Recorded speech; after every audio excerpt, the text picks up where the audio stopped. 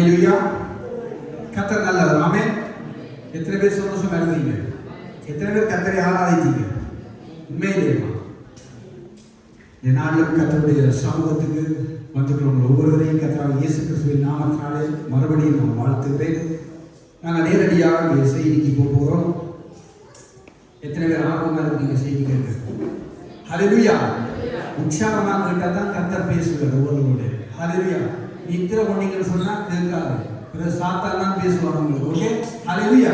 நாங்கள் நேரடியாக வசனத்துக்கு போவோம். நீங்கள் தலையங்கம் போட்டுக்கொள்ளலாம். நான் எதை சிந்தித்துக் கொண்டு இருக்கிறேன்? நான் எதை சிந்தித்துக் கொண்டு இருக்கிறேன்? எல்லாருடைய வாழ்க்கையிலும் ஏதோ ஒரு சிந்தனை, ஏதோ ஒரு யோசனை இருந்துகிட்டே இருக்கிறது. நம்முடைய வாழ்க்கை எப்படி அடுத்த படிகளை வைக்க போகிறோம், அடுத்த காலகட்டத்துக்குள்ள நாங்கள் எப்படி கடந்து போக போகிறோம் என்ற ஒரு நோக்கம், ஒரு யோசனை எல்லாருக்குமே இருக்குது. அதை விட இந்த ஃபவுண்டேஷன்ல வந்திருக்கிற நாங்கள் ஒவ்வொருவருக்கும் ஒரு நோக்கம் இருக்குது. அடுத்த கட்டம் நான் என்ன செய்ய போறேன்? விசா எடுக்கணும், வேலை செய்யணும், வீடு வாங்கணும், கார் வாங்கணும் என்று அநேக திட்டங்கள். ஹல்லேலூயா. நம்முடைய பிள்ளைகளுக்கு சேர்க்கணும், பிள்ளைகளுக்கு திருமண காரியங்கள், அநேக காரியங்களை பெற்றோர்களாக இருக்கலாம், சரி பிள்ளைகளாக இருக்கலாம், பிள்ளைகளாக இருக்கிறவர்கள் படிப்பை குறித்து அநேகத்தை நாங்கள் சிந்தித்துக் கொண்டிருக்கிறோம். ஆனால் நமக்கு வேதம் என்ன சொல்வது என்று நாங்கள் பார்க்க போகிறோம். திருப்பிக் கொள்ளுங்கள் சங்கீத புஸ்தகம் 119வது அதிகாரத்தை நாங்கள் திருப்பிக் கொள்வோம்.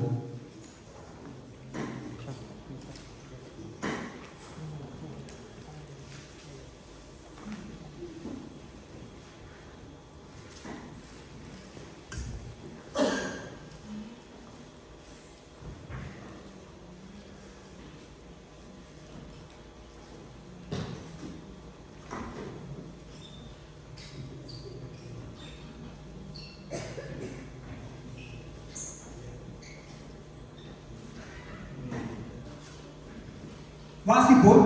119வது அதிகாரம், அங்கே 113வது வசனத்திலிருந்து நாங்கள் வாசிக்க போறோம். யாராவது வாசிங்க. ஆண்டவர் சொல்றாரு, வீண் சிந்தனைகளை நான் வெறுத்து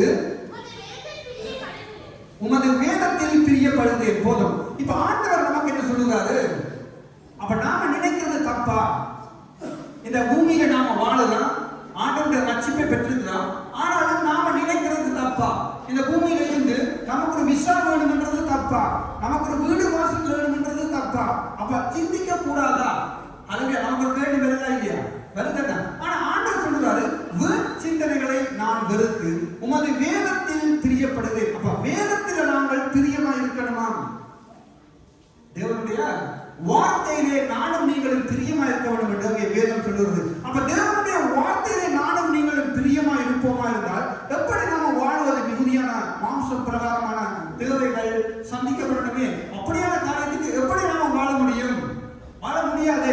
ஆனால் வேதம் சொல்லுகிறது, நீ உமது வேதத்தில் பிரியப்படுகிறேன் என்று. ஹல்லேலூயா. அப்ப தேவனுடைய வேதத்திலே நானும் நீங்களும் பிரியப்பட்டால், அவருடைய வேதத்தை நாங்கள் நேசித்தால், அவருடைய வார்த்தையை நாங்கள் ஏற்றுக்கொண்டு அவருடைய வார்த்தையின்படி நாங்கள் வாழும்போது நமக்கு தேவையானதெல்லாம் பெற்றார். ஹல்லேலூயா. அதைத்தான் வேதம் சொல்லுகிறது. மத்தேயு புஸ்தகம் 6வது அதிகாரம் 33வது வசனத்தில் என்ன சொல்லுகிறது? ஞானம் உள்ளவர் சொல்லுங்க. இல்ல, மத்தேயு 6:33. ஆமென். ஹல்லேலூயா. பாருங்க, நல்ல சந்தி. ஹல்லேலூயா. நல்ல விஷயம் பார்த்தாலும் சொல்லிட்டாங்க. சில வசனங்கள் ஞாபகம் இருக்கணும், எல்லாம் ஞாபகம் இருக்கணும் இல்லை, சில வசனங்கள் நம்முடைய மைண்ட்ல இருக்கணும். முதலாவது தேவனுடைய ராஜ்யத்தையும் நீதியையும் தேடுங்கள், அப்பொழுது இவர்கள் எல்லாம் உங்களுக்கு கூட கொடுக்கப்படும். அப்ப நமக்கு தேவையான காரியங்கள் எல்லாம் கூட கொடுக்கப்படும். நம்முடைய தேவைகள் எல்லாம் கர்த்தர் சந்திப்பார். ஆனால் நாம செய்ய வேண்டியது அவரை நோக்கி பார்க்க வேண்டும். ஹல்லேலூயா. அவர்களை மட்டும் நாங்கள் அன்பா இருந்தால், பிரியமா இருந்தால் நம்முடைய தேவைகளை கர்த்தர் சந்திப்பார். எத்தனை பேர் விசுவாசிக்கிறீங்க, நம்புறீங்க? ஹல்லேலூயா. அதைத்தான் ஆண்டவர் சொல்றாரு, வீண் சிந்தனைகளை தேவையில்லாமல் யோசிக்காத, உனக்கு பின்னுக்கு அடுத்த நாள் நடக்க போறதை குறித்து யோசிக்காத. ஆண்டவர் சொல்றாரு, நீ ஒரு நாள் பிறப்பதையே அறிய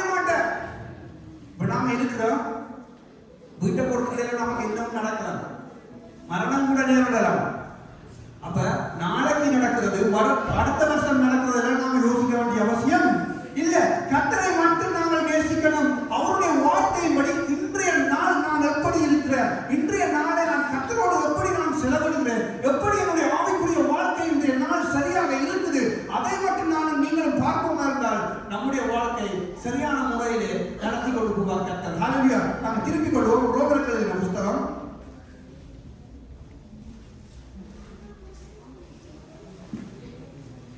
ரோமர் 8வது அதிகாரத்தை நாம் திருப்பிக் கொள்வோம்.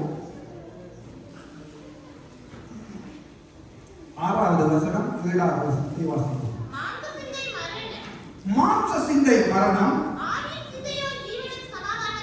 ஆவியின் சிந்தையோ ஜீவனம் சமாதானம். அப்ப சும்மா இல்லைங்க. அப்ப சமாதானம் ஒரு மனசுக்குள்ள இருக்குது என்று சொன்னா என்ன அர்த்தம்? நம்ம பூமியில நல்ல சந்தோஷமா இருக்கலாம், சமாதானமா இருக்கணும்னா நம்முடைய தேவைகள் எல்லாம் என்ன செய்யப்படுது? சந்திக்கப்படுது. அப்ப ஆண்டவரை நீங்கள் நான் நேசித்து அவருடைய வார்த்தையின்படி வாழவும் இருந்தால் நாம சமாதானமா இருக்க முடியும், நாம சந்தோஷமா இருக்க முடியும். அதான் என்ன சொல்றது? மாம்ச சிந்தை மரணம், ஆவியின் சிந்தையோ ஜீவனும் சமாதானம். நாம தீர்க்காயுசோடு இருக்கலாம், சமாதானம் நமக்குள்ள இருக்கிறோம். தேவனுடைய வார்த்தையை நாங்கள் பற்றி பிடிக்கும் போது அதனால அவர்களுக்கு சமாதானத்தினாலே அவர்களை நிரப்புவார். எங்களுடைய அனைத்து காரியங்களையும் கர்த்தர் சந்திப்பார். ஹல்லேலூயா. அப்ப அந்த உலகத்திலே நாங்கள் வாழ்கிற எங்களுக்கு அங்கே 2 விதமான சிந்தனை அங்கே இருக்கிறது. ஒன்று ஆவிக்குரிய சிந்தனை, ஒன்று மாம்ச பிரகாரமான சிந்தனை. ஹல்லேலூயா. நாங்கள் மாம்ச பிரகாரமாய் எல்லாவற்றையும் நாங்கள் முடிவெடுத்தோமா இருந்தால், அதாவது நாங்கள் ரட்சிக்கப்பட்டவர்கள், தேவனுடைய வார்த்தையை பற்றி கொண்டவர்கள், நாங்கள் வேறு விதமாய் சிந்திக்கப்படுவோம். அதான் தேவன் சொல்கிறார்கள், நாங்கள் பிரித்தெடுக்கப்பட்ட வாழ்க்கை வாழ வேண்டும்.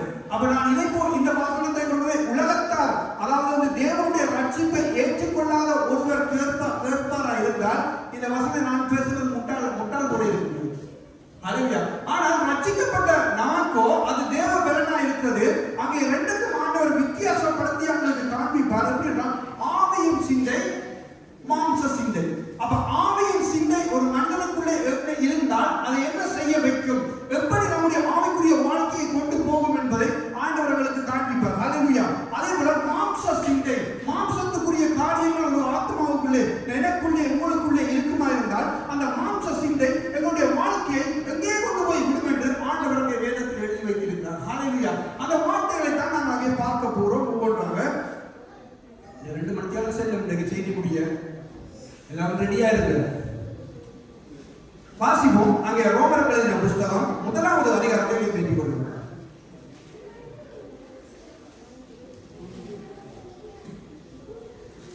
21வது வசனத்திலிருந்து வாசிப்போம்.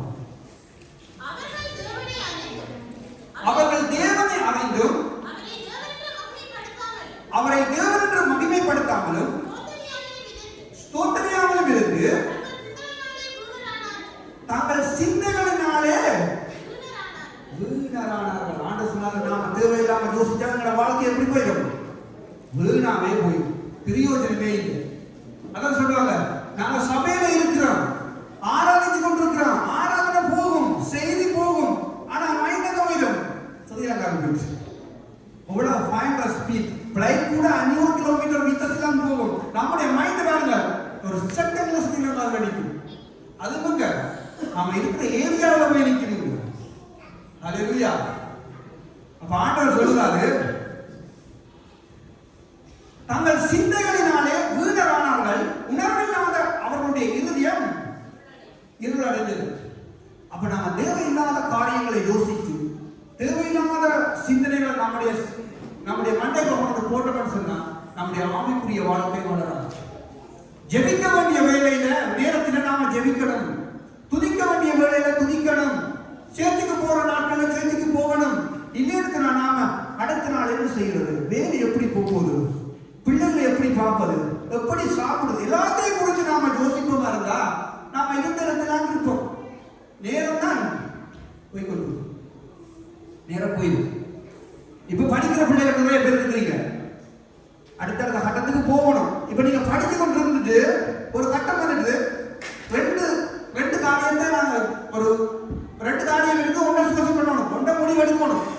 இதை வருஷக்கணக்கா முடிவெடுத்தா என்ன யோசிச்சு கொண்டு இல்ல, உடனே எடுக்கணும். ஒரு நாள் 2 நாள்ல ஒரு கிழமையில அதை முடிவெடுத்து அந்த படிப்புக்குள்ள காலை வைக்கணும் பிள்ளைங்க. இதே 1 வருஷம் 2 வருஷம் வந்து அதை யோசிச்சு கொண்டு இருந்தா அவங்களுடைய வாழ்க்கை இழப்பு. அவங்க படிக்க வேண்டிய நேரத்தில் படிக்க முடியாது. அதே போலதான் நமக்கு ஆண்டவர் சொல்கிறது, தேவையில்லாத காரியங்களிலே நானும் நீங்கள் இழப்பிட்டு போகாமல் அவருடைய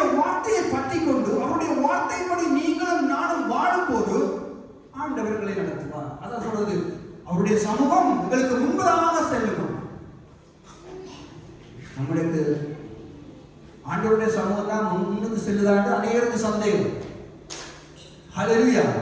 அநேகருக்கு சந்தேகம், கர்த்தர்களை நடத்துறாரா அல்லது சாத்தான் தான் நடத்துறானா, எல்லாம் கர்த்தர் தான் அந்த ஆசீர்வாதத்தை தாராரா, எல்லாம் சாத்தான் தான் தாராடா தெரியாது.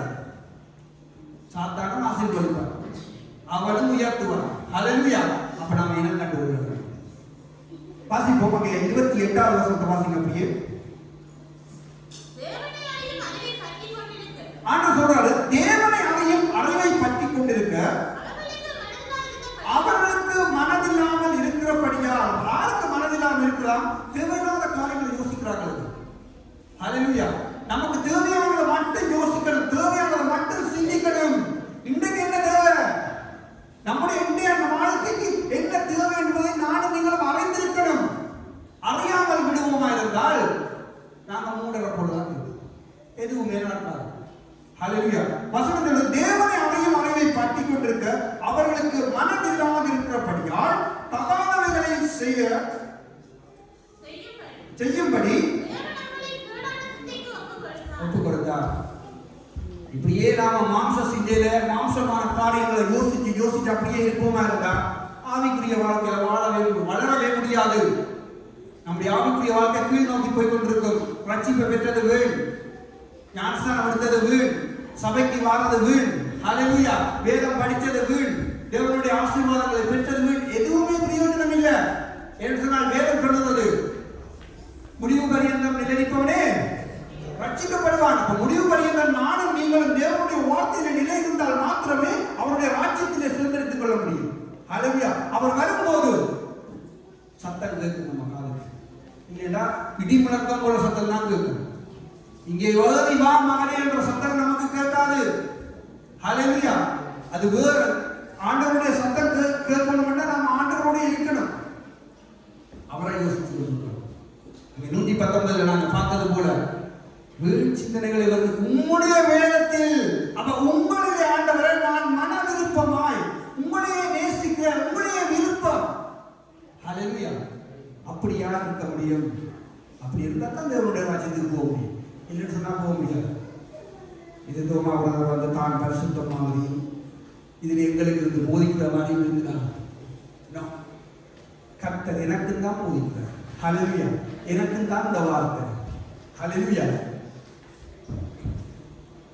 தொடர்ந்து வாசிங்க.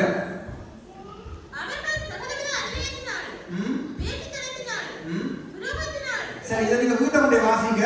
அப்ப அங்கே கணக்க காரியத்தை ஆண்டவர் போட்டு வச்சிருக்கிறார். வீணான சிந்தனைகளை யோசித்து வீணான காரியங்களுக்கு நாம இடம் கொடுப்போமா இருந்தால் நாங்க வீணா தான் போயிடுவோம். ஆண்டவர் கணக்க அவதூறுகளை எழுதி வச்சிருக்கிறார். நம்முடைய வாழ்க்கை எப்படி போகும்போது நாங்கள் வாசிப்போம். 31 இருந்து வாசிப்போம்.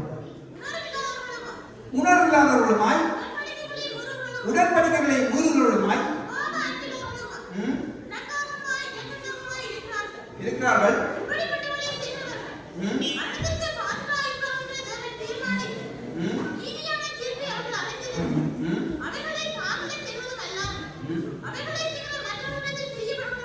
இருக்கிறார்கள். ஏன் உலகை மாற்ற சொல்றாராம்? 21வது வசனம் தான் சொல்லுது.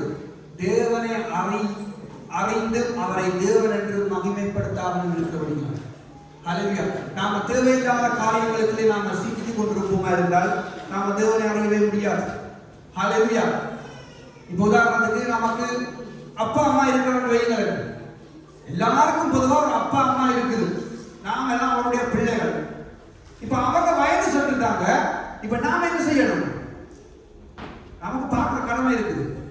இப்ப அவங்கள பார்க்காம, அவங்கள பராமரிக்காம, அவங்கள விசாரிக்காம, அவங்கள நேசிக்காம நாம மனம் போங்க போக்கில நம்மள காரியங்களை பார்த்து கொண்டிருந்தா அவங்களுக்கு கூட கவலையா இருக்கு.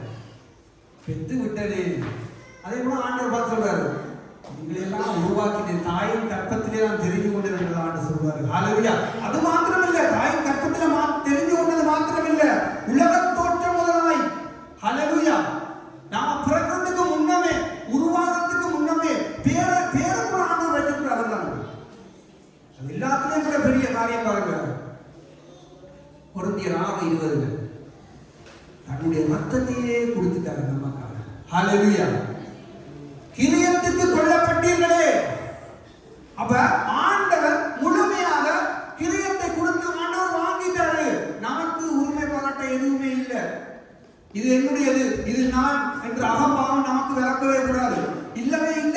அப்படி இருந்தோமா இருந்தால் ஆண்டவர் நீ கலைக்க முடியாது, நீங்க கலைக்க முடியாது ஏன்னு சொன்னா நான் கொடுத்து வாங்கிட்டேன்.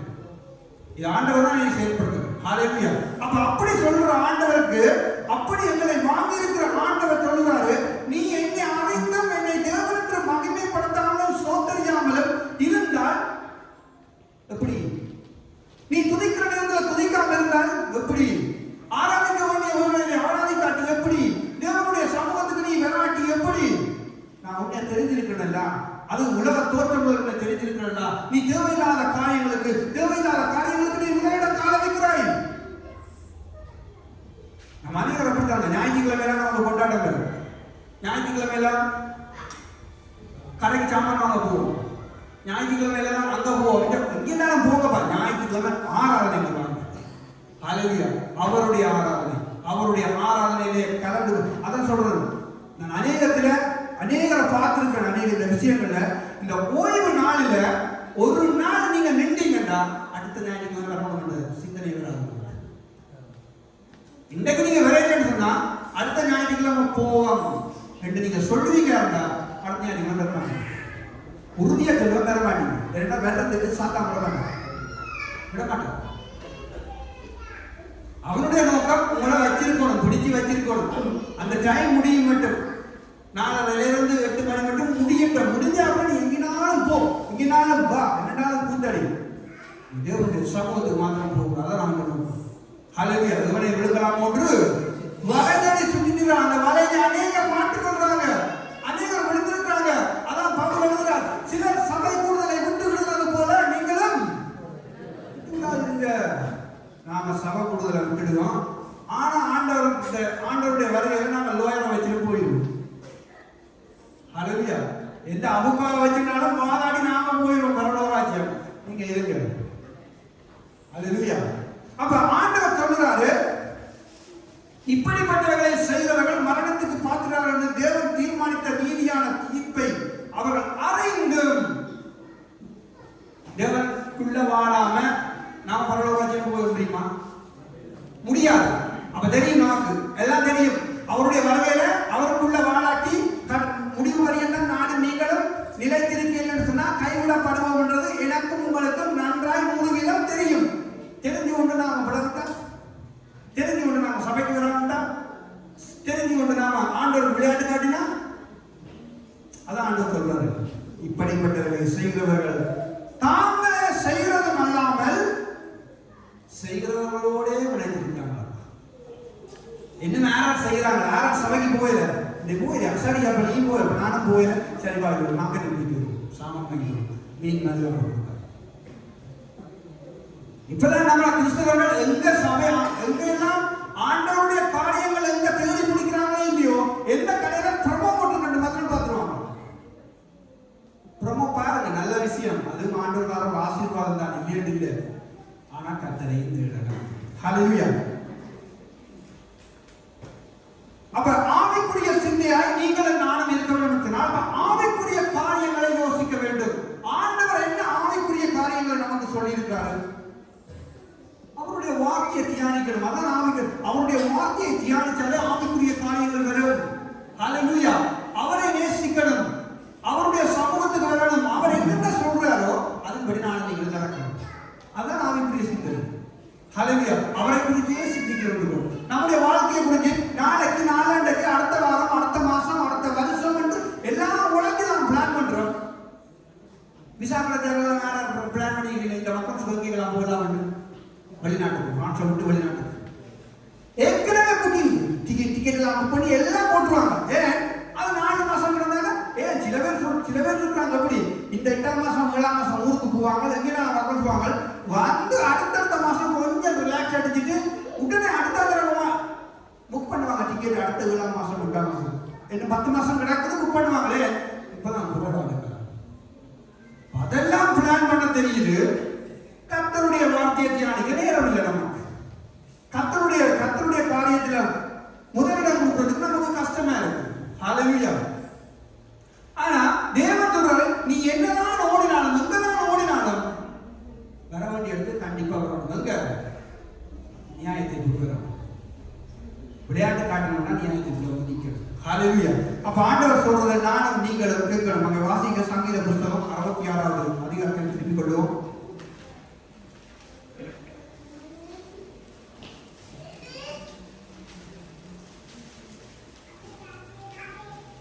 சங்கீதம் 66வது அதிகாரம் 18வது வசனம்.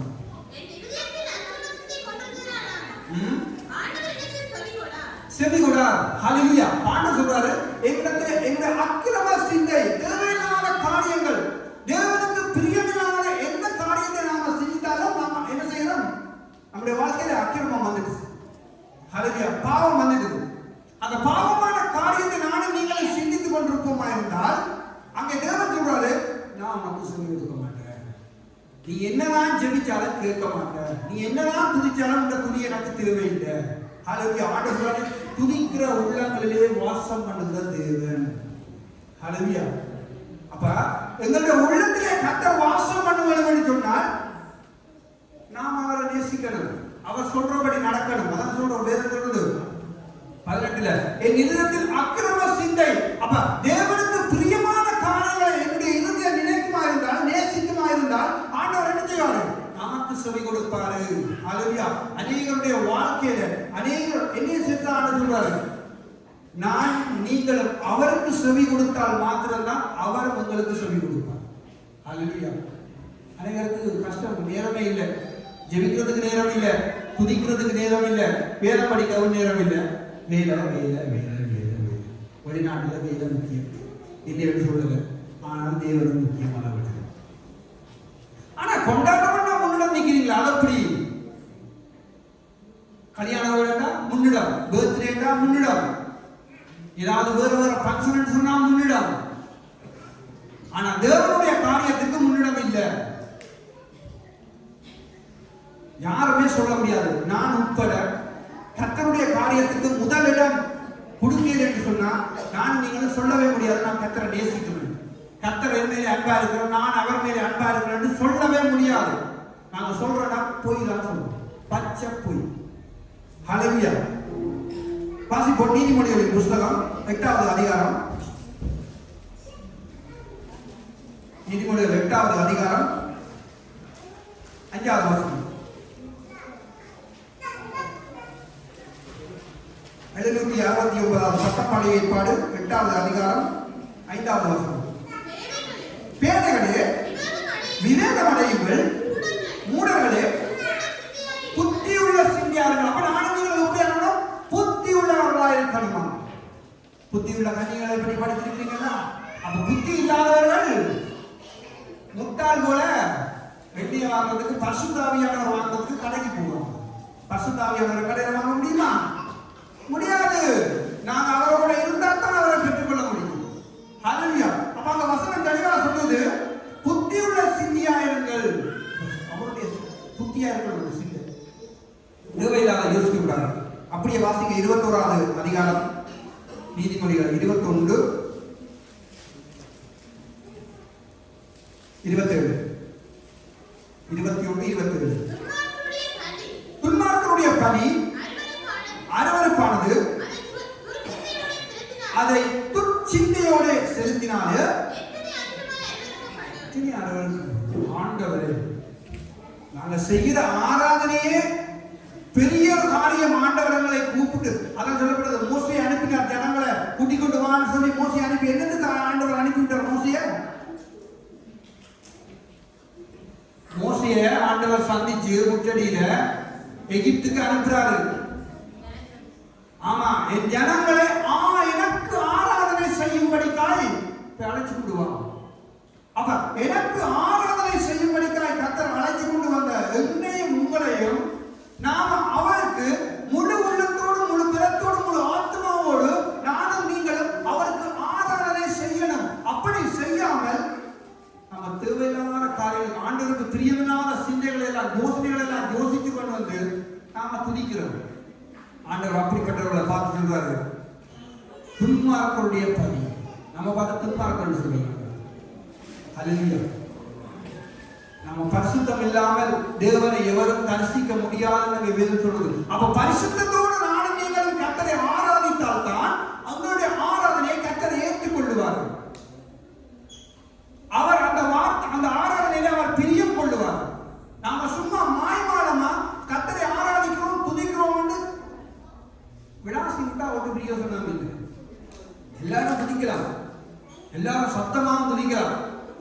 துடிக்கிறோமா?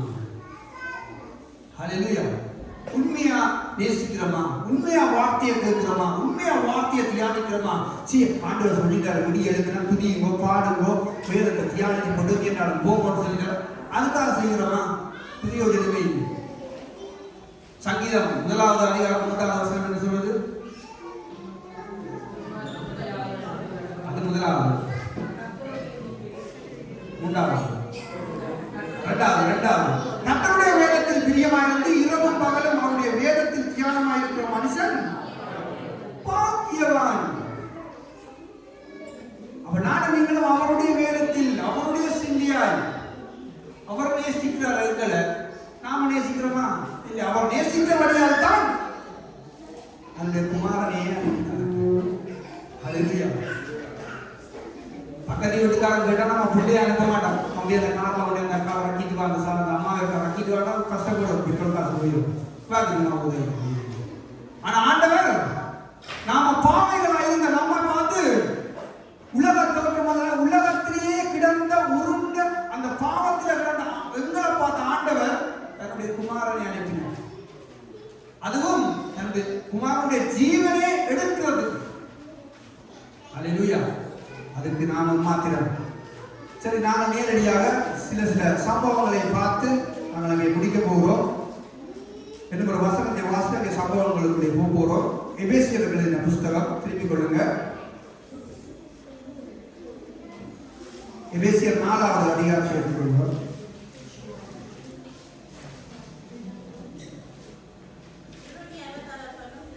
ஆமா, 4வது அதிகாரம் 17வது வசனத்தை வாசிப்போம்.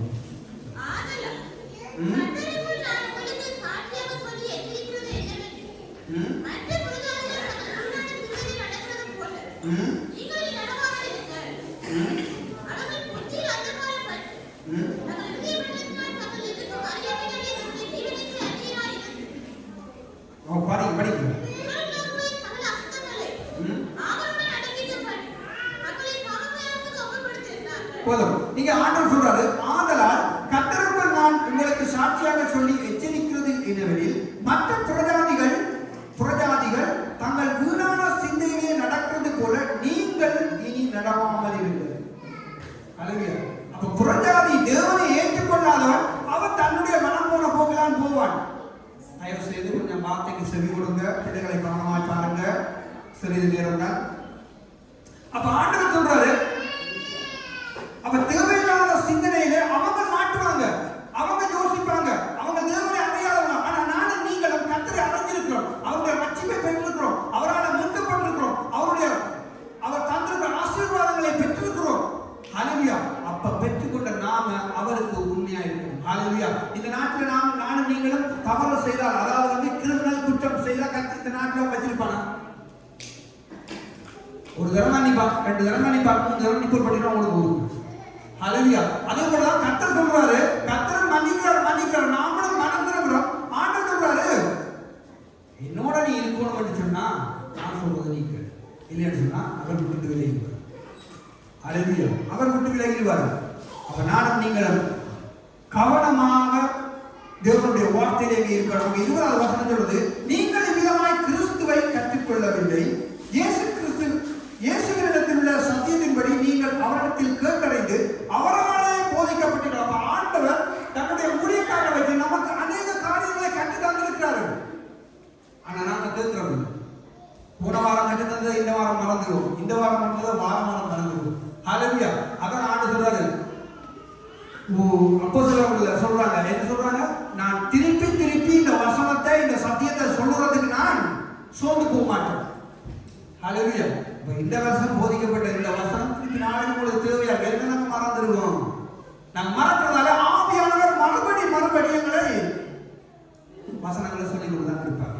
மனம் திரும்பினால் ஆண்டவருடைய வார்த்தையின்படி இன்னும் நேராக ஓடிக்கொண்டு சொல்லுவார். ஹல்லேலூயா. அப்ப அங்க தீமோத்தேயு புஸ்தகம் வாசிங்க.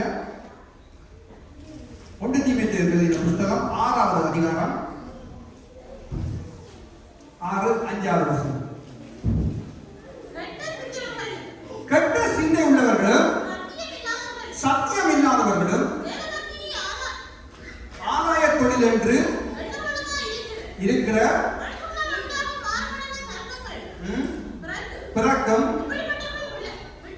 விட்டு விலகு. தேவையில்லாத காரியங்கள் கெட்ட சிந்தை உள்ளவர்களிடத்துல நாம் இருக்கக்கூடாது. அந்த சிந்தையும் பெறக்கூடாது. அந்த சிந்தை உள்ளவர்களிடத்திலே நாம் இருக்கக்கூடாது. விட்டு விலகிடும். ஹல்லேலூயா. இனி நாங்கள் சம்பவத்துக்குள்ள போய் நாங்கள் முடிக்க போறோம். சம்பவம் எல்லாத்தையும் நீங்க நோட் பண்ணுங்க, எல்லாத்தையும் ஞாபகம் வச்சிருக்க. எத்தனை பேருக்கு சிம்சோனை தெரியும்? ஹல்லேலூயா. சிம்சோனை தெரியும். இவ்வளவு நீங்க கேட்டுட்டீங்க. அப்ப நாம எதை சிந்தித்துக் கொண்டிருந்தீங்க? இப்ப தேவனுடைய வார்த்தையை சிந்தித்துக் கொண்டிருக்கிறோம். ஹல்லேலூயா. இப்ப நாங்க சம்பவங்களை பார்க்க போறோம். அப்ப எத்தனை பேருக்கு சிம்சோனை தெரியும்? எல்லாருக்கும் தெரியும், வேதத்தை படிச்சிருக்கோம். அப்ப சிம்சோனுடைய வாழ்க்கையில ஆண்டவர் முன் குறிச்சிருக்கிறாரு. என்ன? ஆமா.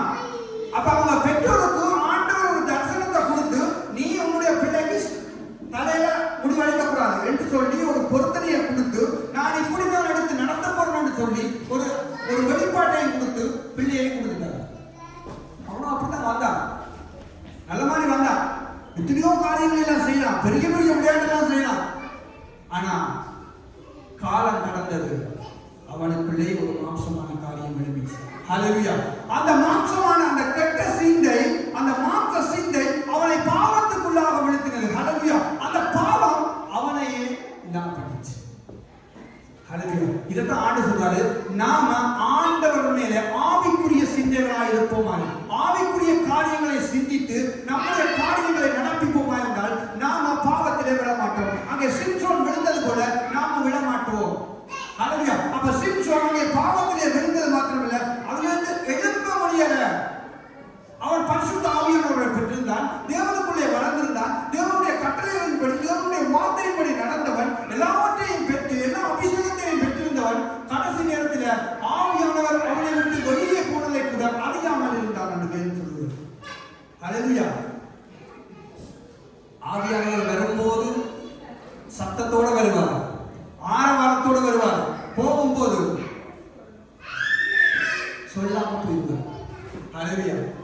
பிசாசு சொல்லாம தான் வருவான், போகும்போது தான் சத்தத்தோட வருவான். மாற்றம். ஹல்லேலூயா. அப்ப நாம இனம் கண்டு கொள்ளணும். இரண்டாவது சம்பவம் யோசேப்பினுடைய சம்பவம். அப்ப யோசேப்பை ஆண்டவர் எப்படியாக அங்கே வர்ணிச்சார் என்று சொல்லி எங்க வேதத்துல நாங்க பார்க்கணும்னு சொன்னா, நீங்க வடிவாணிகள் வீட்டை கொண்டே நீங்கள் ஆதியாகமம் புத்தகத்துல அங்கே 37வது வசனத்து அதிகாரத்திலிருந்து படிங்க. ஹல்லேலூயா. அவருடைய சம்பவத்தை படிக்க படிக்க அப்படி என்ன சொல்றது, ஸ்டோரியோடு படம் ஓடினது கூட ஓடணும். சிலர்களுக்கு பைபிள் எப்படி நீங்க படிக்கிறீங்கன்னு தெரியல. நான் பைபிள் படிச்சேன்னு சொன்னா நடைமுறையில படிப்பேன். எப்படி நடைமுறை நல்ல இப்போ சகோதரன் பேர் சொல்லி கலைக்கிறேன், குழந்தை கலைக்க அந்த பேர்களும். இப்போ கயன் இருக்காரு, கயன் நாளைக்கு இந்த இடத்துக்கு வேலை சொல்லிக்கிறேன், இந்த கடைக்கு வேலை சொல்லிக்கிறேன். அப்ப நான் இந்த மைண்ட்ல யோசிக்கிறேன், கயன் இந்த கடைக்கு வருதுன்னா இப்படித்தான் போய் இந்த கடையில் நிற்க போறேன், இந்த மாதிரி கலைக்க போறேன். அப்ப ஏற்கனவே என்ன செய்கிறேன், சிந்திக்கிறேன், ஏற்கனவே மனதில் பதிக்கிறேன். அதே போலதான் நான் பைபிள் படிப்பேன். பைபிளை தீமோத்தேயுக்கு அப்போஸ்தலனாகிய பவுல் எழுதுறாருன்னு சொன்னா, நான் பவுல் முன்னுக்கு நின்று அப்போ தீமோத்தேயோட கதைக்கிறது போலதான் நான் படிப்பேன். அப்படி படிச்சாதான் நிற்கும் மனசு. இப்ப அந்த 10 வருஷத்துக்கு முன்ன பார்த்த சினிமா படம் எத்தனை இருக்கு ஞாபகம் இருக்கு, மறக்க மாட்டேன். நாங்கள் நினைப்படம் கூட பார்த்துட்டேன். அதே போலதான் நீங்களும் நானும் பைபிளை படிக்கணும். தேவனுடைய வார்த்தையை படிச்சவங்க நாம் மறக்க மாட்டோம்.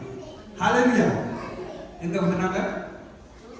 யோசேப்புல வந்தாங்க. அப்ப யோசேப்பினுடைய காரியத்துல கர்த்தர் ஒவ்வொரு காரியங்களையும் சரியாக செய்து கொண்டு வந்தார். எது மட்டும்? அண்ணன்மாருக்கு சாப்பாடு கொண்டு போக மட்டும் சரியாக நடந்தது. அவருக்கு பெரிய சந்தோஷத்துல இருந்தார். அதுக்கு பிறகு அவருடைய வாழ்க்கையை மாற்றம் வந்தது. ஹல்லேலூயா. அந்த மாற்றம் வந்தான்னா, எவ்வளவுதான் போராட்டம் வந்தான்னா, யோசேப்பு தான் ஆண்டவர்கள் வைத்த அன்பை விட்டுவிடவே. ஹல்லேலூயா. தேவையில்லாத சிந்தனை, ஆண்டவர் இப்படி ஒரு தரிசனத்தை தந்து இப்படி ஒரு பாதைக்குள்ள நடத்துறாரு என்று வேறு ஒரு சிந்தனை அவருக்கு வரவே இல்லை. வந்திருந்தா அவருடைய ஆண்டவர் முன்குறித்தது நடக்காம போயிருக்கு. ஆனா அங்கே வேதம் சொல்லுவது யோசேப்போடு கூட கர்த்தர் இருந்தார் என்று சொல்லி அங்கே வேதம் சொல்லுது. அது ஒரு இடத்திலே அநேக இடத்திலே அப்படி சொல்லப்படுது. யோசேப்போடு கூட கர்த்தர் இருந்தார், யோசேப்போடு கூட கர்த்தர் இருந்தார். ஏன் ஆண்டவர் யோசேப்போடு கூட இருக்க வேண்டும்? ஏன்னு சொன்னால் அவருக்கு தேவையில்லாத சிந்தனை வரல. அவருக்கு இருந்த ஒரே ஒரு சிந்தனை, ஆண்டவர் அவருக்கு கொடுத்த தரிசனம். ஹல்லேலூயா. என்ன தரிசனம்? அவங்க சகோதரர்கள் பெற்றோர்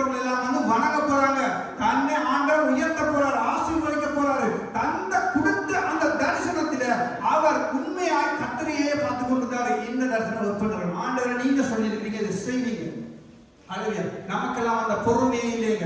நேற்று ஆண்டவர் சொல்றாரு, இன்றைக்கு நாம மாறிடுவோம். ஏன்? இன்றைய வாழ்க்கை மாற்றமா இருக்குது. இன்றைக்கு நடக்கிறது வேறையா இருக்குது. இன்றைக்கு கர்த்தர் தார ஆசீர்வாதம், இன்றைக்கு தார வார்த்தை, இன்றைக்கு தார தீர்க்கதரிசனம் எங்களுக்கு குதூகலமா இருக்கும், சந்தோஷமா இருக்கும், எங்களுடைய ஆவியை உயிர்ப்பிக்கிறதா இருக்கும். நாளைக்கு வேற விதமா அந்த காரியம் நடக்கும்போது நம்மளுடைய வாழ்க்கையில நாம் அந்த இதை விட்டுடுவோம், ஆண்டவர் சொல்ல விட்டுடுவோம், மறந்துடுவோம். அதான் ஆண்டவர் சொல்றாரு, நான் வருமளவும் உனக்குரியதை பற்றி கொண்டிரு. நமக்கு ஆண்டவர் ஒவ்வொன்றா தந்திருக்கார், ஒவ்வொரு பொறுப்பை தந்திருக்கார் சபையில. அந்த பொறுப்பை பற்றி கொண்டிருக்கணும், விட்டுறக்கூடாது. யாருக்காக விட்டு கொடுக்க கூடாது. சரியா? உங்களுக்கு என்ன ஊழியத்தை தந்திருக்காரோ அந்த ஊழியத்தில் நாம நிலைச்சிருக்கணும், பற்றி கொண்டிருக்கணும், விட்டுறக்கூடாது.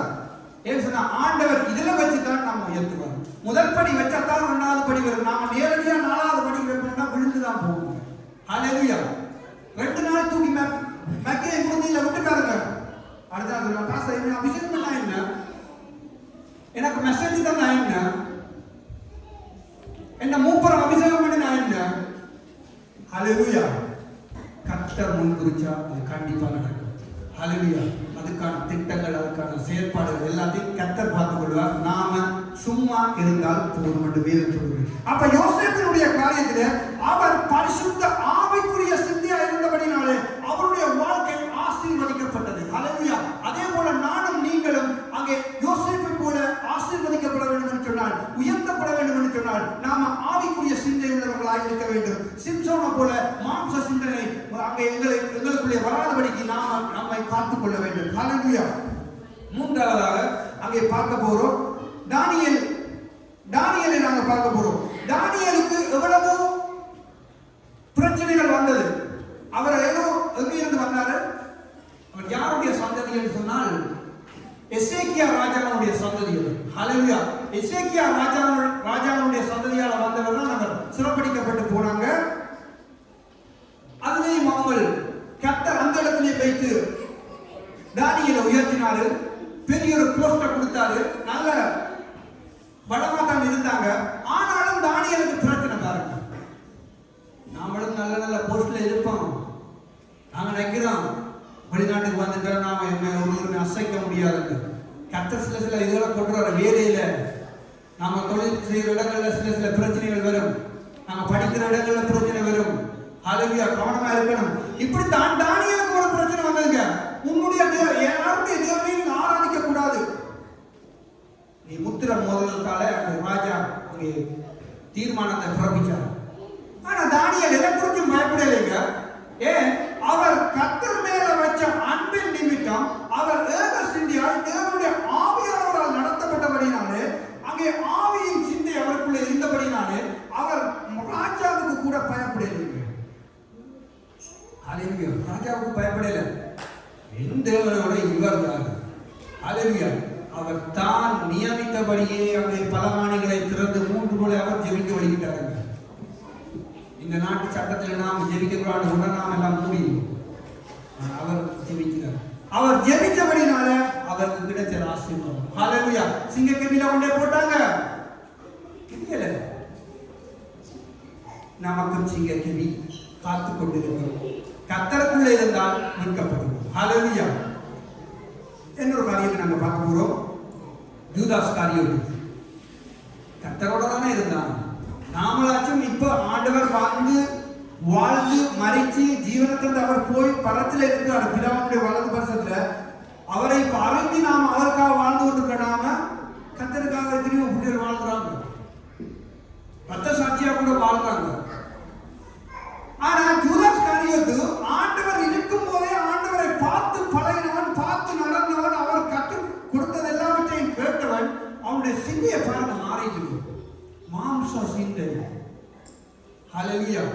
மாம்ச சிந்தையோ மரணம், அவனுக்கு ஏற்பட்டது மரணம். ஹalleluya. நம்முடைய வாழ்க்கையில தேவனுக்கு பிரியமான காரியங்களை நாங்கள் நேசிக்க வேண்டும். அவருக்கு பிரியம் எது பிரியம்னு பார்க்கணும். ஹalleluya. 5 மணிக்கு ஆராதனை என்றால் நாங்கள் 6 மணிக்கு மாறாதான் கர்த்தருக்கு பிரியம். எத்தனை பேர் விசுவாசிக்கிறீங்க? முடிக்கிறாங்க இல்ல. 5 மணிக்கு ஆராதனை 6 மணிக்கு வரணும். 5 மணிக்கு ஆராதனை என்று சொன்னால் குறைஞ்சது ஒரு 10 நிமிஷத்துக்கு முன்னாச்சும் வரணும். தூர இருந்து வராங்க, சில வேளையில கொஞ்சம் கஷ்டம். கோமாபுரத்தில் தூர இருந்து வராங்க சூழல இருந்து. ஹல்லேலூயா. எல்லாரும் கர்த்தருக்கு வெளிச்சம். சரி, அப்ப யூதாஸ் காரியோத்து தன்னுடைய வாழ்க்கையில ஆவிக்குரிய சிந்தையை கர்த்தர் கற்றுக் கொடுத்தாரு. நீ எப்படி வாழ வேண்டும், எப்படி இருக்க வேண்டும், எப்படி நீ தேவனுடைய ராஜ்யத்தை பற்றிக் கொள்ள வேண்டும் என்று சொல்லி அங்கே மற்ற சீசர்களோட சேர்த்து தான் இவனுக்கு சாப்பாடு கொடுத்தாருங்க. ஆனா அவனுடைய சிந்தை மட்டும் மாறிக்குது. ஹல்லேலூயா. இந்த சபையில கூட கண்களை சுவிசேஷ திருச்சபையில கூட நாம கூட்டமா இருக்கிறோம். எல்லாருக்கும் பொதுவா தான் என்னையும் சேர்த்து தான் கர்த்தர் பேசி கொண்டிருக்கிறாரு. அநேக வார்த்தைகளை ஒவ்வொரு ஊழியக்காரன் மூலமாய் எத்தனை பேர் நாம பின்பற்றோம், எத்தனை பேர் கேட்கிறோம். ஹல்லேலூயா. போனக்கலாம் கூட பாசம் பிரசங்கம் பண்ணாரு. எத்தனை பேர் அந்த வார்த்தைக்கு நாங்கள் கீழ்ப்படுகிறோமோ அவர்களுக்கு உதவி. ஹல்லேலூயா. அவனவன் ஆத்மாவுக்கு அவனவனே பொறுப்பு. அப்ப அங்கே யூதாஸ் காரியோத்து மாம்ச சிந்தை உள்ளவனா இருந்தபடினால அங்கே கேடானதை யோசித்தார். கேடான சிந்தை, கேடான காரியங்களை யோசித்தபடியால் ஆண்டவரை அனுமதிச்சிட்டார். என்ன அனுமதிச்சாரு? யூதாஸ் காரியோத்தை பார்த்து சொல்லுங்க. ஆண்டவரை அனுமதிச்சார் யூதாஸ் காரியோத்தை.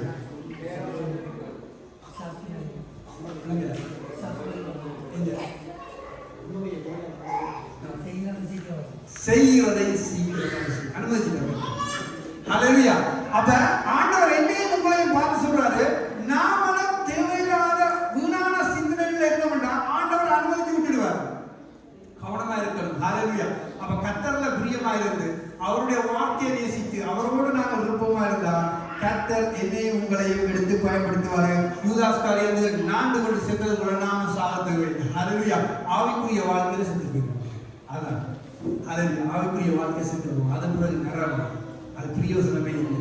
அநேகருடைய வாழ்க்கை ஆவிக்குரிய வாழ்க்கை. தேவனை ருசி பார்த்தவர்கள், தேவனுக்காக ஆராதனை செய்தவர்கள், தேவனுக்காக ஊழியம் செய்தவர்கள், பெரிய பெரிய காரியங்கள் செய்தவர்கள் பின்மாற்றமா போயிட்டாங்க. அதான் வேதமும் சொல்லுது, உணர்வுள்ள இதயத்தை கர்த்தர் கொடுத்துத்தான் இருக்கிறார். அவங்களால உணர்ந்து வாழ்ந்துட்டா தப்பிக்கொள்வாங்க. அது எல்லாருக்கும் உகந்ததுதான். அவங்க உணராமல் இருந்தால் யாராலும் அதை புதுப்பிக்க முடியாது சொல்றாரு. ஹல்லேலூயா. நான் போய் நீ புதுப்பிக்கிறதோ நீங்க போய் புதுப்பிக்கிறதோ முடியாது. அவங்களா உணரணும். அதான் நோவாவின் காலத்திலே ஆண்டவர் சொல்றாரு. என்ன சொன்னாரு? அவங்க உணர்வில்லாதவர்களா இருந்தாங்களா. வெள்ளம் வரப்போது, அழிவு வரப்போது, ஆண்டவர் எல்லாத்தையும் அழிக்க போறார். எல்லாத்தையும் நோவா பிரசங்கம் பண்ணினார். ஆனா எல்லாருமே உணர்வற்றவர்கள் எனக்கு வேதம் சொல்லுது. ஹல்லேலூயா. உணர்வை கர்த்தர் என்ன செய்திருக்காரு? கொடுத்திருக்காரு. எல்லாருக்கும் இருக்கு உணர்வு.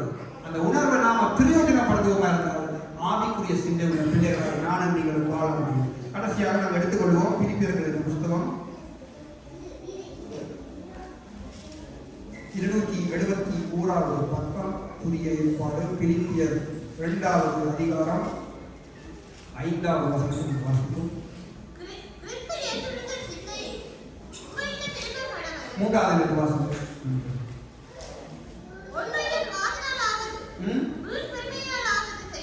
செய்யாமல் மனத்தாழ்மையினாலே என்ன கடவீர்கள்?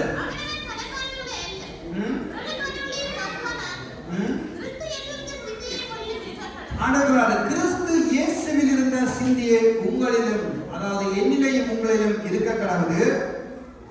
தொடர்ந்து வாசிங்க. அவர் தேவனுடைய ரூபமாயிருக்கு, தேவனுக்கு சமமாயிருப்பதை கொள்ளையாடின பொருளாக எண்ணாமல் ரூபம் எடுத்து மனுஷ சாயலானார். யாருக்காக? எனக்காக, உங்களுக்காகவும்.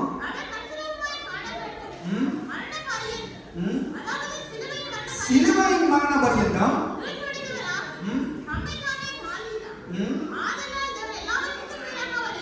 அவரை உயர்த்தினார். முடங்கும்படிக்கு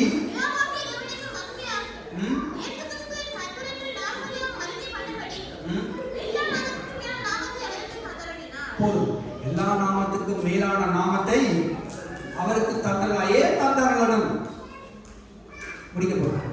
ஏன் தந்தரலும்? பிதாவாகிய தேவன் இயேசு கிறிஸ்துவுக்கு எல்லா நாமத்துக்கும் மேலான நாமத்தை ஏன் தந்தரலும்? ஆமென். பிதாவினுடைய சித்தத்தை மாத்திரம் செய்தவராய் அவர் சிலுவையிலே மரித்தார். ஹல்லேலூயா. அதுதான் சிம்பிள். பிதாவினுடைய சொன்ன அத்தனை வார்த்தையை அவர் நிறைவேற்றினார். அதைத்தான் ஆண்டவர் என்னை பார்த்து உங்களை பார்த்து சொல்றார், என்னுடைய வார்த்தைகளை நீங்கள் ஏற்றுக்கொண்டு அதன்படி செய்வீர்களா இருந்தால் என்னையும் உங்களை கர்த்தர் உன்னதத்தின் ஆசீர்வாதங்களை ஏற்றுவார். ஆசீர்வாதம். ஹல்லேலூயா. கேட்ட வார்த்தைக்காக எழுந்திருந்து கர்த்தருக்கு நன்றி சொல்லுவோமா? எத்தனை பேர் நாங்கள் எங்களுடைய சிந்தனைகள் தேவையில்லாத காரியங்களை சிந்தித்துக் கொண்டிருப்போம். வீடான காரியங்கள் வரும் போகும். ஆனாலும் கர்த்தருடைய ஆவியானவர் இந்த நாளிலே எங்களோடு பேசி இருக்கிறார்கள். அவருக்காக நாங்கள் வாழும்படிக்காய் அவருடைய வார்த்தையிலே நாங்கள் நிலை கொண்டவர்களாக, அவருடைய வார்த்தையை நாங்கள் பற்றி பிடித்தவர்களாக நாங்கள் வாழ வேண்டும் என்று சொல்லி சொன்னால், அவர் நமக்காக அடிக்கப்பட்டு நொறுக்கப்பட்டு கடைசி துளி ரத்தம் வரை எனக்காகவும் உங்களுக்காகவும் சிந்தியிருக்கிறார். அவருடைய ரத்தமே அல்லாமல் வேறு எதுவுமே நம்மை மீட்டுக் கொள்ளவில்லை.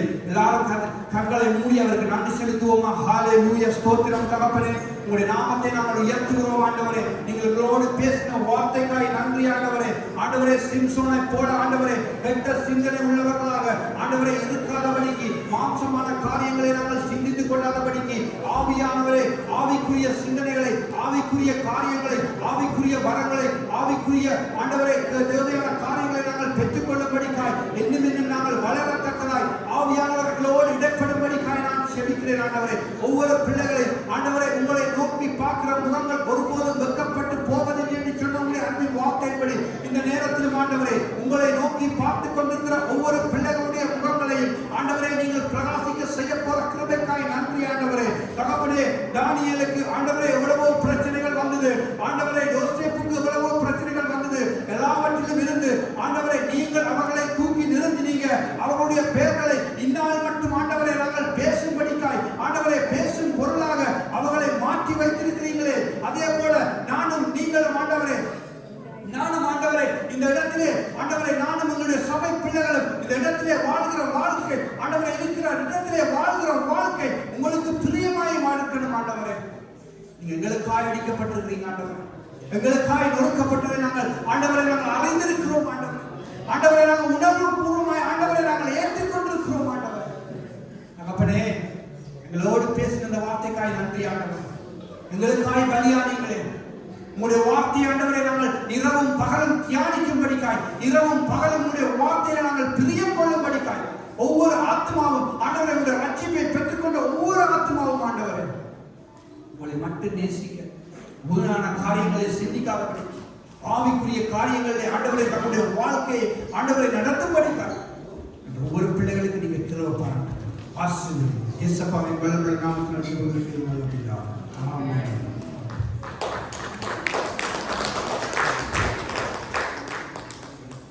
Hallelujah.